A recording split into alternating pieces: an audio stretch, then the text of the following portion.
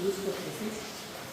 আর এর আগে একটা ভিডিও দিয়েছিলাম, আমার মানে কত যে গালমন্দ দিচ্ছে লোকজন, আমি বিষয়টা বুঝলাম। এটা আমার সুবিধার থেকে, মানে আমার সুবিধার জন্য আমি এভাবে স্টক করছি, যাতে ওই পাম্পে যায় গ্যাঞ্জাম না করা লাগে।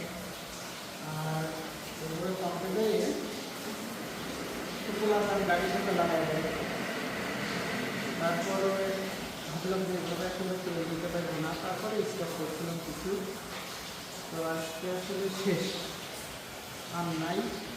আর এখন পাম্পের একটু সমস্যা নাই, পাম্পের উপর সবাই চলে আছে ওইভাবে আগের মতো